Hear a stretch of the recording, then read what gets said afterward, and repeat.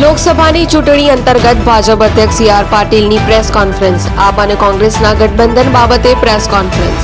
આજે કોંગ્રેસ અને આપ દ્વારા ગઠબંધન કરવામાં આવ્યું. ગુજરાતમાં લોકસભાની 2 સીટ જીતવા આ નિર્ણય કરવામાં આવ્યો છે. કોંગ્રેસ અને આપ બંને દિવા સ્વપ્નમાં લાગે છે. 2022માં લોકસભાની 7માંથી 4 બેઠકોની વિધાનસભાની બેઠકો પર આપની ડિપોઝિટ જમા થઈ હતી. ભાજપ 26 લોકસભાની સીટ પીએમ મોદીના નેતૃત્વ હેઠળ અને તેમને લોકોના પૂરા કરેલા વાયદા અનુસાર ચૂંટણી લડશે અને જીતશે. નમસ્કાર મિત્રો, આજે કોંગ્રેસ અને આપ દ્વારા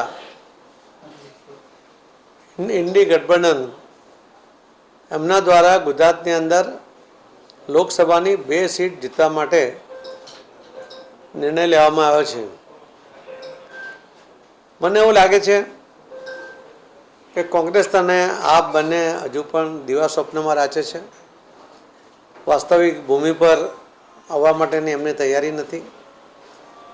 ચૈતર વસાવા કે આપને ભરૂચની સીટમાં ફક્ત 13% મત મળ્યા હતા અને ભારતીય જનતા પાર્ટીને 51% મત મળ્યા હતા.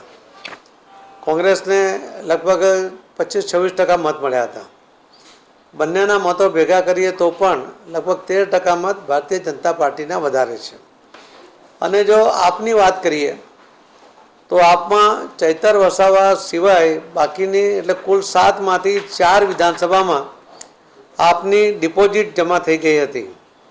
એટલે આ પ્રકારનો એનો રિપોર્ટ છે કે 7માંથી 4માં એની ડિપોઝિટ જમા થઈ અને છતાં આ ગઠબંધન કરીને એમણે 2 સીટ ઉપર ભરૂચ લોકસભા અને ભાવનગર લોકસભામાં જીતવા માટેનો એક પ્રયત્ન કરી રહ્યા છે.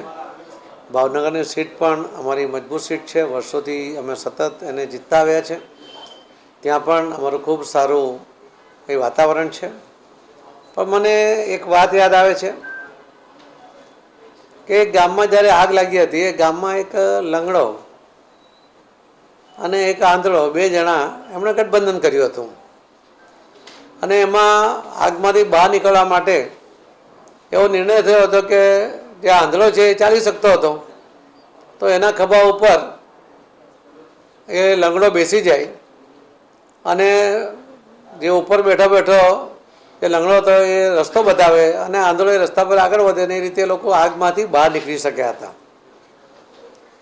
પછી અમને લાગ્યું કે એમનું ગઠબંધન સારું છે, સફળ છે, અને એટલા માટે એમણે મંદિર ઉપર ભિક્ષા માંગવાનું શરૂ કર્યું.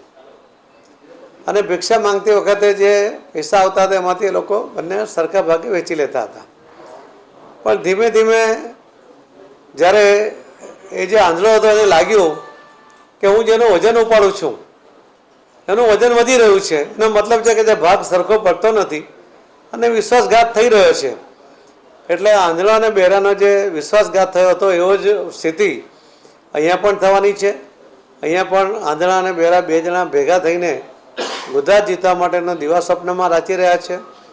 હું ચોક્કસપણે આપણે ખાતરી આપું છું કે જે ગયા વખતે 126 સીટ ઉપર આપની ડિપોઝિટ જમા થઈ હતી એમાંથી એણે બોધપાઠ લઈને આ વખતે ફક્ત 2 સીટ માટે પણ તૈયારી બતાવી. એ જ બતાવે છે કે એણે પોતે હાર માની લીધી છે. કોંગ્રેસ પણ 44 સીટ ઉપર એની ડિપોઝિટ ગુમાવી હતી અને જે એના લોકો સત્તા જીત્યા હતા આજે તો એમાંથી પણ ઘણા બધા ઓછા થઈ ગયા છે. તો એ જ સ્થિતિની અંદર જ્યારે કોંગ્રેસના આગેવાનો, કોંગ્રેસના ચૂંટાયેલા સભ્યો પણ જીતની કોઈ શક્યતાઓ જોતા નથી, ત્યારે આવા ગઠબંધનને કારણે ગુજરાતમાં એમને કોઈ જશ મળવાની કોઈ પણ શક્યતા નથી. બસ મારે તો એટલું જ કહેવું છે કે આ રીતે ગઠબંધન કરીને ગુજરાતના પ્રજાને જે ખુદ ઠાલા વચનો આપીને ભરમાવવાનો પ્રયત્ન જે આજ દિન સુધી કરતા આવ્યા છે, હવે ગુજરાતની પ્રજા જાગી ગઈ છે. ગુજરાતની જાગૃત પ્રજાને હવે ખબર છે કે કેટલાક લોકો ફક્ત ઇલેક્શનના ટાણે જેમ વરસાદમાં સમયે દેડકા આવી જાય તે રીતે આવી જતા હોય છે અને ઇલેક્શન પૂરું થાય ત્યાર પછી ઓટોમેટિક ગાયબ થઈ જતા હોય છે. તો 2022ના વિધાનસભાના ઇલેક્શન પછી ગુમ થયેલા લોકો ફરીવાર ગુજરાતમાં ઇલેક્શનના સમયે આવવાના પ્રયત્ન એ ગુજરાતની પ્રજા ખૂબ સારી રીતે ઓળખે છે. પ્રતિક ડોલી, જનસાક્ષી ન્યૂઝ, સુરત.